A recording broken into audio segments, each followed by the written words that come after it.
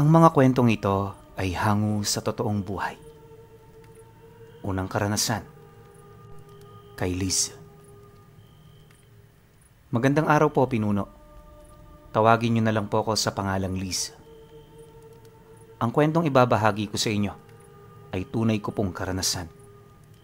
Ito ay nangyari sa tinutuluyan kong boarding house. Taong 2008 nang mangyari ito. First time kong magtrabaho nun sa kumpanya na medyo malayo sa bahay namin.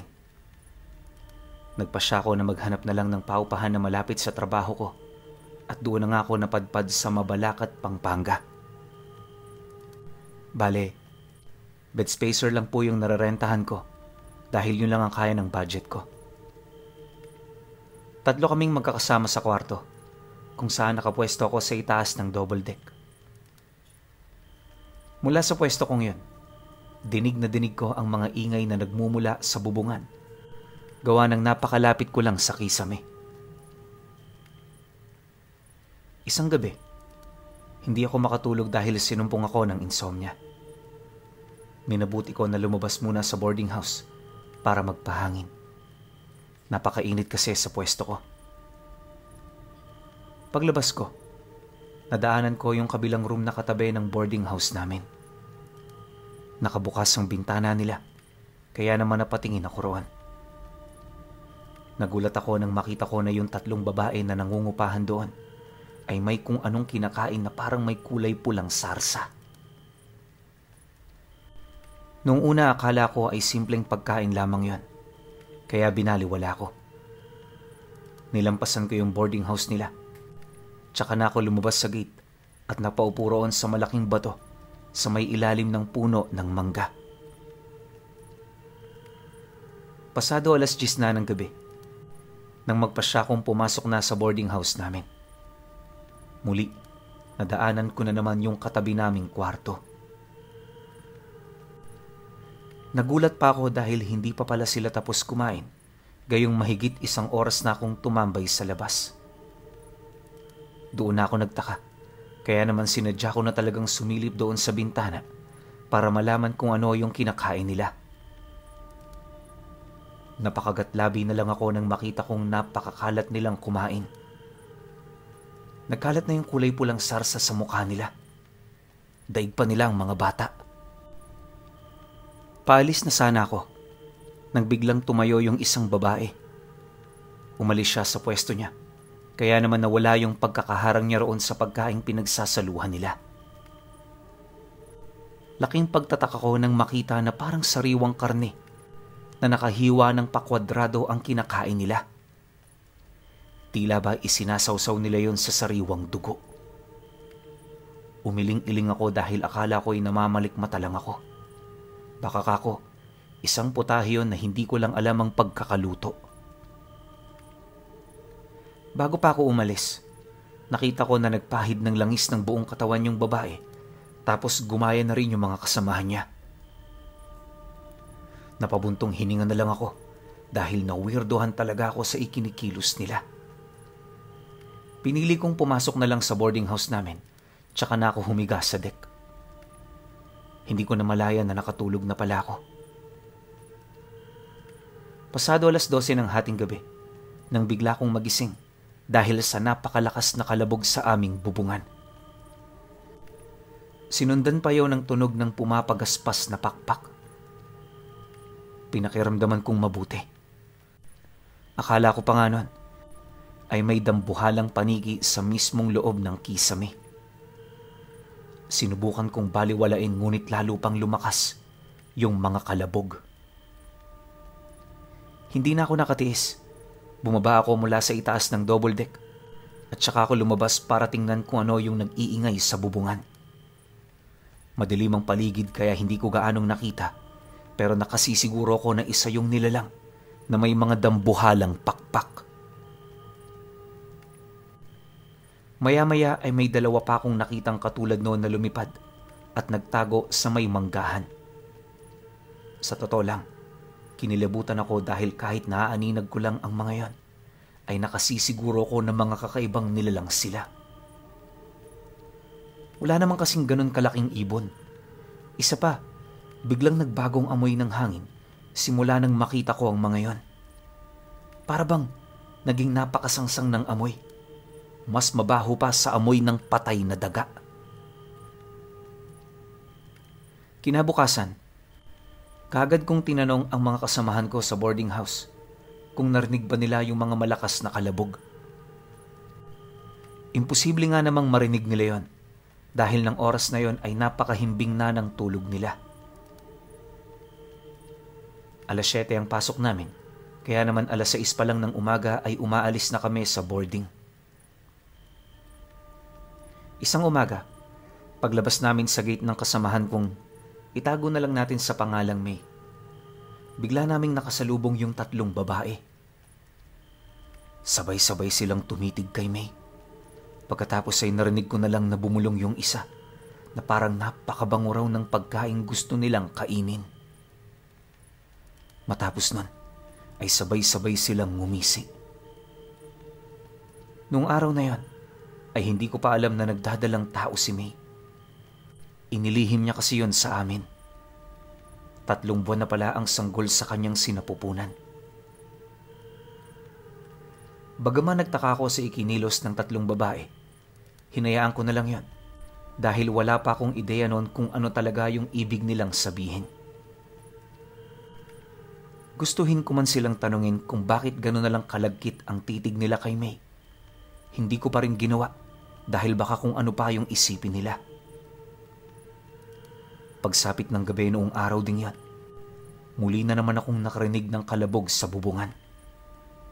Sa pagkakataong yon, ay pareho na kaming gising ni May. Maging siya ay nagulat dahil napakalakas ng kalabog. Makalipas pa ang ilang minuto, nakita na lang namin na unti-unting bumubukas yung bintana namin. Gawa lang kasi sa plywood yung bintana sa boarding at medyo luma na rin yun, kaya marumpok na ang kandado at madaling mabuksan. Sabay kaming napasigaw ni May nang makita ang lumilipad na nilalang na siyang nagbukas ng bintana. Kung hindi ako nagkakamali, isa yung manananggal. Kalahati lang kasi ang katawan nito. Akala ko nung una, mag-isa lamang ito. Ngunit biglang dumating yung 2 pa. Kahit pa magulo ang buhok nila at medyo may kulubot sa muka, nakatitiyak kami na sila yung 3 babaeng nakatira sa kabilang boarding. Naguunahan silang pumasok sa bintana namin. Halos hindi pa sila magkasya dahil malalapad ang kulay itim nilang pakpak. Umiiyak na kaming pareho ni May nun, Pinuno. Hindi na namin alam ang gagawin namin nun dahil nilamon na kami ng takot. Basta na lang kami umupo sa sulok habang nakayakap sa nangangatog naming tuhod. Nawawalan na kami ng pag-asa dahil akala namin ay katapusan na namin. Pero mabait pa rin ang nasa itaas dahil may tumulong pa rin sa amin. Walang iba kundi ang mismong may-ari ng paupahan. May dala itong asin, holy water at buntot pagi. Doon pa lamang sa bendisyonadong tubig na iwinisik niya ay isa-isa nang nagsialisan yung mga aswang. Pinakalma kami ng may-ari ng boarding. Tsaka niya kami tinanong kung may buntis ba sa aming 2. Lalong lumakas ang iyak ni May pagkatapos ay inamin niya na buntis siya. Bagay na ikinagulat ko ng husto. Doon namin napagtanto na kaya pala sinusundan kami ng mga aswang ay dahil buntis nga siya. Doon ko na rin naunawaan yung binulong nung isa sa 3 babae noong nakasalubong namin sila sa may gate. Kaya raw nagpunta roon yung may-ari ng boarding ay dahil ilang araw na niyang tinitiktikan yung 3 babae. Hinala raw niya talaga na may kakaiba sa mga yon. Simula raw kasi nang mangupahan sila sa paupahang yon, sunod-sunod nang nawawala ang mga alaga nilang hayop tulad ng baboy, aso at kambing. Bigla ko tuloy naalala yung bagay na nakita kong kinakain nila noon. Naisip ko na baka sariwang karne nga yun ng mga hayop. Hindi po namin lubos sa akalain na sa panahong yon ay may mga aswang pa palang nabubuhay sa mundo. Mahirap paniwalaan dahil nga 2008 na nun at medyo lumalawak na ang sibilisasyon.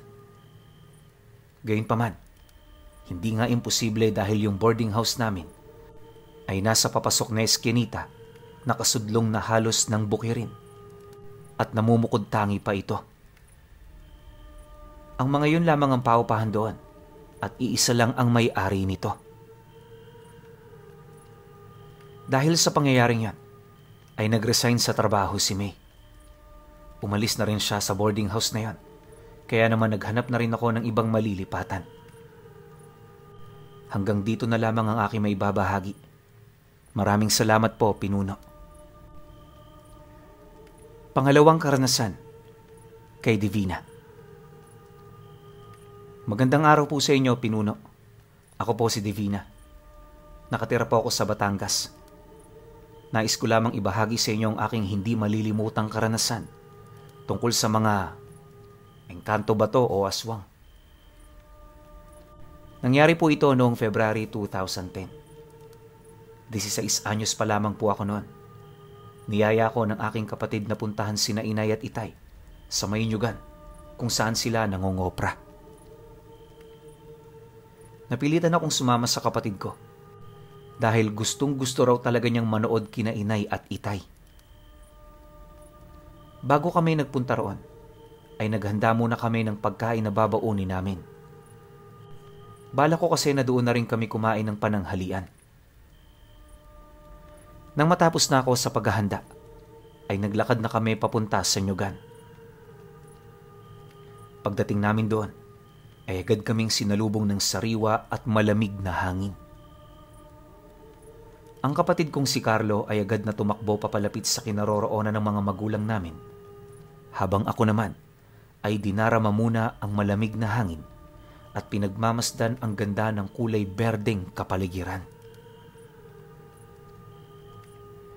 Nang maglakad na ako papalapit kina Inay at Itay, ay bigla akong natigilan dahil may narinig ako na may sumitsit na parabang tinatawag ako.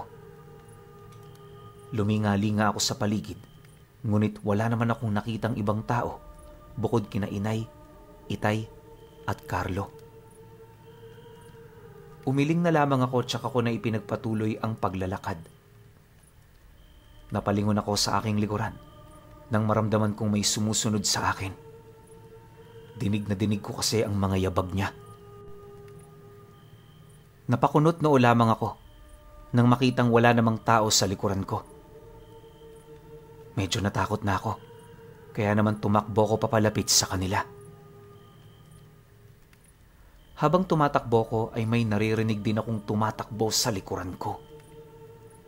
Naramdaman ko rin na parabang may humipos sa likuran ko, dahilan upang magsitayuan ang aking mga balahibo. Nang makalapit ako kina Inay at Itay, agad kong inilapag ang dala kong baon at tahimik na naupo sa nakausling sanga ng nyog. Gumugulo pa rin sa isip ko ang mga yabag at ang kamay na naramdaman kong humawak sa likuran ko. Habang kumakain kami ay hindi ako mapakali. Pakiramdam ko ay may nakamasid sa akin. Pagkatapos naming kumain ay muling nagpatuloy sina Inay at Itay sa kanilang ginagawa. Nang oras ding yan, ay pilit kong niyayang umuwi ang kapatid ko, ngunit sadyang mapilit siya. Inabot kami roon hanggang sa magdapit hapon. Pauwi na kami na Inay nang bigla kong naalala ang bauna na dala ko na naiwan ko sa ilalim ng puno ng nyug. Wala ko ibang magawa kundi balikan yan. Hinintay na lamang nila ako sa hindi kalayuan. Pagbalik ko ay may nakita kong isang malaking anino. Nang tingnan ko yan, ay napaatras na lamang ako. Hindi pala ito anino. Isa itong nilalang na may napakaitim na balat. Matulis ang magkabilang tenga at kulay itim ang magkabilang mata nito. Napasigaw ako ng malakas dahilan upang mapatakbo si Itay papalapit sa akin. Nang ituro ko sa kanya ang anino, ay wala na ito roon. Nanginginig ako sa takot ng mga sandaling yan, kaya naman inakbayan na lang ako ni Itay hanggang sa makalapit kami sa kinaroroonan ni Inay at Carlo. Buong akala ko ay doon na magtatapos ang lahat. Akala ko kapag hindi na ako nagpunta sa Nyugan, ay hindi ko na makikita ang nilalang na yon. Nagkamali pala ako. Sapagkat tila ba isang bangungot siya na bigla na lamang dumating sa buhay ko. Simula ng araw na yon, marami ng kakaibang nangyari sa akin. Halos araw-araw akong nakakarinig ng boses na sumisitsit. Umabot na rin sa puntong habang natutulog ako, ay bigla na lamang ako nagigising dahil naririnig ko na may tumatawag sa aking pangalan. Isang gabi, habang natutulog ako, ay may naramdaman akong humihipo sa aking muka. Dahan-dahan kong iminulat ang mga mata ko. Natulala na lamang ako at hindi na nakapagsalita nang makita ko ng malapitan ng mukha ng nilalang na nakita ko sa Nyugan noon. Tinitigan niya ako sa mata hanggang sa nakita ko na lamang na biglang kumislap yung kulay itim niyang mata. Pagkatapos nun ay parabang nawala na ako sa aking sarili. Daig ko pa ang nahipnotismo. Natagpuan ko na lang ang aking sarili na naglalakad patungo sa Nyugan kasama ang kulay itim na nilalang. Tutulma ng aking isip ngunit walang magawa ang aking katawan. Hindi ko ito makontrol. Anumang pilit ang gawin ko. Nang makarating kami sa Nyugan, ay may nakita akong napakaraming alitap-tap at iba pang mga nilalang na natitiyak kong hindi mga tao. Iisa lang ang anyo ng kanilang mga tenga, matutulis at mahahaba. Subalit iba-iba naman ang kulay ng kanilang mga balat. May mga mapuputla, may sobrang puti, may kulay asul at purong itim. Katulad ng nilalang na sumundo sa akin sa bahay. Kinabukasan, nagulat na lang ako nang makita ko sina Inay at Itay. Umiiyak sila at bakas ang pag-aalala sa mukha nila. Tumingin ako sa paligid. Doon ko pa lamang napagtanto na nasa Nyugan pala ako. Nakahiga ako sa damuhan at punit-punit ang aking damit. Ayon sa kwento ni Inay, pagkagising nila ay nagtaka sila dahil nakabukas ang kwarto ko. Agad nila akong hinanap ngunit hindi nila ako makita kahit sa ang sulok ng bahay. Nagulat sila nang makitang tumatakbo papalapit sa kanila ang aming kapitbahay na si Aling Emmy na aksidenteng napagawi sa Nyugan. Ibinalita nito na nakita niya akong nakahandusay sa may damuhan. Nagmadali sila para puntahan ako. Alalang-alala sila sa akin, kaya naman niyakap nila ako ng mahigpit at saka nila ako niyugyog upang magising. Hindi ko na natandaan ang iba pang nangyari, ngunit ikinuwento ko sa kanila ang tungkol sa nilalang na nakita ko. Kumonsulta kami sa kilalang albularyo sa aming lugar. Nagdasal siya pagkatapos ay tinawas niya ako gamit ang kandila. Nakita kong nanlaki ang mga mata niya habang nakatitig sa imaheng nabubuo sa mga luha ng kandila na ipinapatak niya sa tubig sa planggana. Lola, ano hong nakikita ninyo? Nag-aalalang tanong ko sa albularyo. Tinitigan muna niya ako bago siya sumagot. Ayon sa kanya, natipuhan ako ng engkantong aswang na nakatira sa Nyugan. At yun daw ang posibleng dahilan kung bakit isinama niya ako roon. Kapag hindi namin siya napigilan, ay tuluyan na ako mapapasailalim sa kanya. Sinamahan kami ng albularyo papunta sa Nyugan. Itinuro ko ang malaking puno kung saan ko unang nakita yung engkanto. Nag-alay ng 3 pulang kandila at 3 itim na manok si Itay, alinsunod sa utos ng matandang albularyo. Pagkatapos ay sabay-sabay kaming nanalangin. Habang umiiyak ako, kinakausap ko ang engkanto. Sinasabi ko na sana wag na niya akong guguluhin sapagkat hindi kami pwede sa isa't isa. Nagmakaawa rin ako na sana'y patahimikin na niya ang buhay ko. Naramdaman ko na lang na biglang humangin ng malakas. Pagkatapos ay nawala na yung pakiramdam ko na para bang may nakatingin sa akin. Pakiramdam ko talaga naging malaya na ako. Simula noon ay hindi na nagparamdam sa akin ng engkantong aswang at hindi na nila ako muling ginambala. Ikatlong karanasan kay Aida. Isang mapagpalang araw po sa inyo, pinuno. Tawagin niyo na lang po ako sa pangalang Aida, Tubong Cagayan Valley. Ang ibabahagi kong kwento sa inyo ay tungkol sa tunay na karanasan ng pinsan ko na itago na lang natin sa pangalang Margie. Doon po malapit sa bahay nila ay meron isang abandonadong klinik. Nilulumot na yon at puro bitak na ang pader. Gabi-gabi ay may naririnig silang mga iyak ng sanggol mula sa lugar na yon. Noong una ay hindi na lamang nila pinapansin ang mga yon, subalit dumating ang oras na naggagambala na maging ang kanilang pagtulog dahil sa ingay na nagmumula sa lumang klinik. Ayon sa mga kwento, ang klinik na yon ay pagmamayari ng isang doktor na mas kilala sa tawag na Doc Mariano. Nakapagtataka dahil bigla na lamang nawala ang doktor. Ang sabi ng ilang kamag-anak niya ay lumipat na ito sa Amerika. Simula raw nang mawala ang lalaki ay napabayaan na ang klinika nito. Doon na rin nagsimula na makarinig sina Margie at ang mga kapitbahay nila ng mga iyak ng sanggol gabi-gabi. Literal, walang palya. Noong November 2014, napag-utusan sina Margie at ang kapatid nitong si Edison na magbunot ng damo sa gilid ng abandonadong klinika. Bagaman natatakot sila, ay wala silang nagawa kundi sumunod dahil inupahan sila ng mga kamag-anak ng doktor. Kailangan nila ng pera, kaya naman tinanggap nila ang trabaho kahit na nilalamon sila ng takot. Maaga nilang sinimula ng pagtatanggal sa matataas na damong nakapaligid sa klinika. Gumamit din sila ng asarol para madaling maalis ang mga matataas na talahib. Sa kalagitnaan ng kanilang paglilinis, ay may mga nahukay silang mga garapon na naglalaman ng maliliit na buto. Parang buto ng tao eh. Ilang garapon pa ang nahukay nila na pare-parehong may mga buto sa loob. Sinubukang buksan ni Edison ang isa sa mga yon.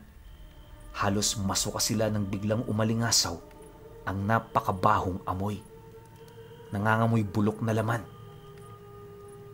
Hindi na nila binuksan ang ilang mga garapon. Itinabi na lamang nila yon sa gilid. Inabot sila ng hapon na paglilinis sa buong paligid. Siniguro nila na wala nang ni isang damong naiwan doon. Nang pauwi na sila, ay bigla silang nakarinig ng ingay mula sa loob ng klinika. Noong una ay narinig nila na tila ba may nabasag na babasaging kasangkapan. Pagkatapos ay sinundan yon ng magkakasunod na kalabog na parabang may kung sinong nagwawala sa loob. Nagtaka ang mga pinsan ko, kaya naman sumilip sila sa siwang ng bintana ng klinika. Noong una ay wala silang makita, pero may naririnig silang umaangil. May kadiliman ng loob ng klinika, kaya naman hindi nila makita ng malinaw ang nasa loob nun. Maya-maya ay kapwa sila nagulat nang may makita silang hubot-hubad na sanggol na gumagapang sa lapag. Makalipas lamang ang ilang minuto, ay lumitaw na rin ang iba pa. Kakaiba ang itsura ng mga sanggol. Kulubot ang mga balat ng mga yon. Nakapagtatakang nakakatayo rin sila ng tuwid at nakakatalo ng mataas. Doon na sila sinimulang matakot, lalo pat nakita nilang may mga matutulis na ngipin ang mga sanggol. Yung isa sa mga yon ay biglang napatingin sa kanila. Ganun na lamang ang pagkasindak nila nang magkitang kulay pula ang mga mata nito. Sabay silang tumakbo paalis sa lugar na yon. Nangangatog ang kanilang mga tuhod hanggang sa makarating sila sa kanilang bahay. Agad nagsumbong si Margie sa kanyang nanay. Sinabi niya na may nakita silang mga tiyanak sa loob ng klinika. Nabanggit naman ni Edison ang tungkol sa mga nahukay nilang garapon. Napakrus na lamang ang kanilang ina at napadasal ng ama naming. Kinagabihan, muli na naman nilang narinig ang mga iyak ng sanggol. Ang ilan sa mga kapitbahay nila ay natatakot na rin. Pinaniniwalaan nila na may nagmumulto sa lumang klinika. Simula ng araw na makita ni Margie at Edison ang mga tinutukoy nilang tiyanak, ay nagsimula ang mga sunod-sunod na pagkamatay ng ilang mga alagang hayop sa kanilang barangay. Ang nakakapagtaka ay nakikita na lamang nilang wakwak ang mga tiyanang mga yon. Minsan ay nakalabas ang mga laman loob nila. May mga maliliit na pinagkagatan din daw sa balat ang mga yon. Ayon pa kay Margie, noong December 2014, may naikwento raw sa kanya ang isa pa naming pinsan na itago na lang natin sa pangalang Eileen. Malapit na itong manganak noong mangyari ang isa sa mga hindi niya malilimutang karanasan. Nagising ito ng madaling araw dahil may naririnig siyang mga kaluskos sa kanilang dingding na gawa sa buho. Noong una, inakala raw niya na pusa lang yon, kaya hindi niya pinansin. Pero nagulat na lamang siya nang makitang unti-unting bumubukas ang bintana. Napasigaw ng malakas si Eileen nang makita niyang nakadungaw sa bintana ang ulo ng isang sanggol na may kahindik-hindik na anyo. Nagbabaga ang mga mata nito. Tumutulo ang malapot na laway sa magkabilang dulo ng mga bibig niya. Kitang-kita rin niya ang mga kulubot sa mukha ng sanggol. Nagsisisigaw siya hanggang sa magising ang asawa niya. Sinabi niyang may nakita siyang tiyanak sa bintana. Nang lumabas ang asawa niya, ay hindi na niya naabutan sa labas ang tiyanak. Nakita ni Eileen na tumakbo ang tiyanak papunta sa lumang klinika. Pero ang ipinagtataka niya ay kung bakit hindi ito nakikita ng asawa niya. Yon ang dahilan kung bakit hindi siya nito pinaniwalaan. Pinili na lamang niyang manahimik kaysa ipilit na may nakita siyang tiyanak. Inisip na lang niya na baka guni-guni lamang ang nakita niya. Matapos niyang ikwento yun kay Margie, sinabi rin ni Margie ang tungkol sa mga nakita nila sa klinika. Ang mga sanggol na kakaiba ang anyo at ang mga maliliit na buto na nakita nila sa mga nakabaon na garapon. Dahil doon ay nabuo sa kanilang isipan ng konklusyon na baka maraming namatay na sanggol sa klinikang yon. Naging posible yon dahil sa ginawa yun ni Doc Mariano na klinika para sa mga nagpapalaglag. Dahil doon, humingi ng tulong sa mga barangay opisyal ang mga magulang ni Margie at pati na rin si Eileen. Nakiusap sila na padasala ng lumang klinika para na rin sa ikatatahimik ng mga kaluluwa ng mga sanggol. Nakita ng mga barangay official ang mga nahukay na garapon, kaya naman pumayag na sila na dasala ng klinika. Matapos na madasalan at mabendisyonan ng lugar, ay nawala na ang mga iyak ng sanggol na gabi-gabi nilang naririnig. Nahinto na rin ang mga sunod-sunod na pagkamatay ng mga alagang hayop. Samantala, hanggang sa mga panahong ito, ay hindi pa rin umuuwi ng Pilipinas ang doktor na nagmamay-ari ng klinikang minsan ng pinagpugaran ng mga tiyanak. Ika-4 na karanasan kay Anton. Pinuno, tawagin niyo na lang ako sa pangalang Anton. 50 anyos na ako ngayong kasalukuyan. Itong ibabahagi kong kwento ay karanasan namin ni Lolo. Nangyari ito dito sa lugar namin sa Masbate. 10 taon pa lamang ako ng mga panahong yon, ngunit hanggang ngayon ay tandang-tanda ko pa rin ang mga nangyari ng gabing kasama ko si Lolo kung saan nakainkwentro namin ang aswang. Sa maniwala kayo o hindi, nasaksihan ko kung papaano nahirapan ng lolo ko sa pakikipagbuno sa aswang. Taong 1982, punto 7:00 ng gabi, inutusan ako ni nanay na pumunta sa bahay ni lolo na hindi kalayuan sa bahay namin. Sinabihan niya ako na humingi ng dahon ng saging kay lolo at gagamitin yun ni nanay na pambalot sa niluluto niyang suman na ilalako niya kinabukasan.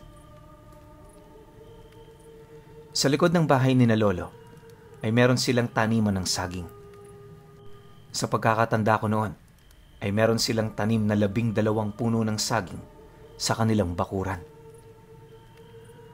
Doon kami madalas humingi ng dahon na ginagamit ni nanay sa kanyang paglalako ng kakanin. Pagdating ko sa bahay ni lolo ay agad akong nagmano at saka ko na sinabi sa kanya ang pakay ko. Kagad niyang kinuha yung matalim at mahaba niyang itak at isinukbit yun sa kanyang bewang. Sinamahan niya ako papunta sa kanyang sagingan dahil madilim doon ay nagpasya kong magdala ng lampara para makita namin yung paligid. Pagdating namin sa sagingan ay nakita kong medyo nagulat si lolo. Nagtaka ko dahil bigla siyang nagbilang na parabang binibilang niya ang mga puno ng saging. Kinabahan na ako nang sabihan niya ako na kahit anong mangyari ay wag na wag akong aalis sa likuran niya. Ipinasuot din niya sa akin yung kwintas niya na matagal na niyang iniingatan. Ayon sa kanya ay pambulag yon sa aswang upang hindi nila ako makita at maamoy. Nang tanungin ko siya kung bakit niya yon bigla ang ipinasuot sa akin, sinabi niya na may 2 aswang ang nasa bakuran niya at nag-anyong puno ng saging ang mga yon. Nang bilangin ko ang mga puno ng saging, nagulat ako dahil 14 ang bilang ng mga yon. Samantalang malinaw na 12 lang ang mga tanim ni lolo.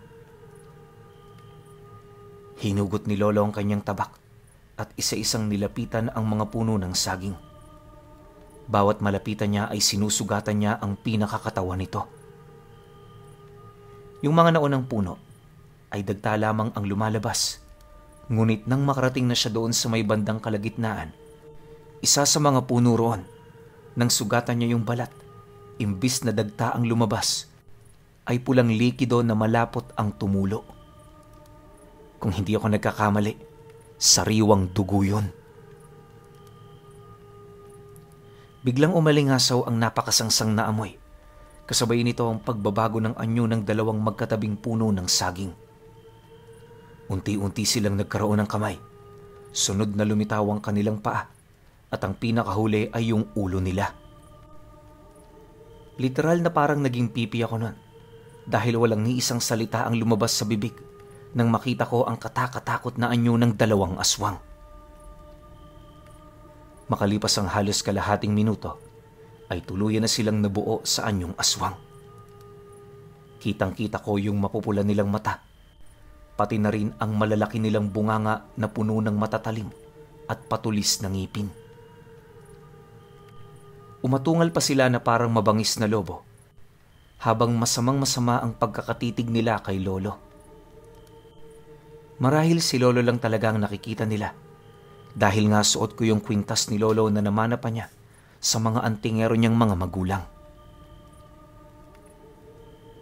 2 yung aswang, ngunit magkaiba ang anyo nila. Yung isa ay may malapad at malalaking pakpak. Malaki ang pagkakahawig nito sa dambuhalang paniki. Habang ang isa naman ay walang pakpak, ngunit may mahahabang mga kamay at binti. Naglalakad ito gamit ang parehong kamay at paa at bahagya itong nakatuwad. Unang sumugod kay lolo yung aswang na walang pakpak. Napakabilis ng kilos nito. Sa isang iglap ay nasa likod na ito ni lolo. Mabuti na lang at alisto siya at iwinasiwas niya ang kanyang tabak.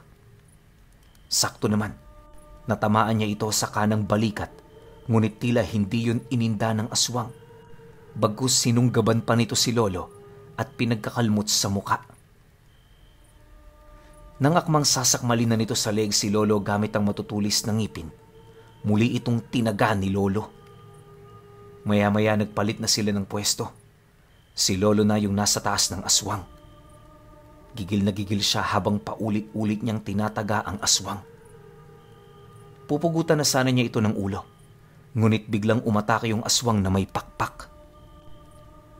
Napahiyaw sa sakit si Lolo nang bumaon sa likuran niya ang mga kuko nito. Lalo pa siyang naghumiyaw sa sakit nang kagatin nito ang kaliwang balikat niya. Habang nasa sulok ako at nanginginig, iyak ako ng iyak dahil sa sinapit ni Lolo. Natatakot na ako para sa kanya dahil halos mapuno na ng dugo yung suot niyang damit. Nagdarasal ako nun na sana'y makalaban pa si Lolo. Tila dininig nga ng Diyos ang dasal ko. Dahil sa kabila ng natamong sugat ni Lolo, nagawa pa niyang makalaban. Buong lakas niyang tinaga ang pakpak ng aswang, dahilan upang hindi na ito makalipad pa. Doon na nakabuelo ng husto si Lolo at walang awa niyang pinagtatataga yung dalawang aswang. Yung aswang na walang pakpak ay bigla na lang naglaho. Hindi ko alam kung saan ito napunta. Samantala, yung isa naman ay biglang naging paniki, hirap lumipad, ngunit nagawa pa nitong makalayo. Nagtataka ako kung bakit hindi gumaling ang sugat ng mga aswang na tinaga ni Lolo. Gayong hindi naman gawa sa tanso yung gamit niyang itak. Matapos ang kanyang pakikipagbuno, tinanong ko siya tungkol sa bagay na yan. Anya, ang tabak na ginamit niya ay hindi pangkaraniwan. Kargado yon ng malalakas na orasyon na pangontra sa mga aswang. Yung mga sugat ni Lolo ay kagad namang ginamot ni Lola gamit ang mga halamang gamot na nakatanim din sa kanilang bakuran. Nang gabing yan, ay natakot na akong umuwi, kaya naman kina Lolo na ako nagpalipas ng gabi. Kinabukasan ay kinuwento ko ang lahat ng nangyari kay nanay. Magkahalong takot at pag-aalala ang naramdaman niya. Mabuti na lang at matapang si Lolo, dahil kung hindi, baka matagal na kaming nabiktima ng mga aswang na nagbabalat kayo sa anyo ng mga puno ng saging. Okay. Maraming salamat sa mga nagpadala ng kwento ha. Alam nyo, meron pa tayong bagong 5 kwento na kaka-receive ko lang. Ayusin lang natin yan, tapos lapag na rin kaagad natin. Pero bago yung 5, meron pa tayong ibang mga naka-line up.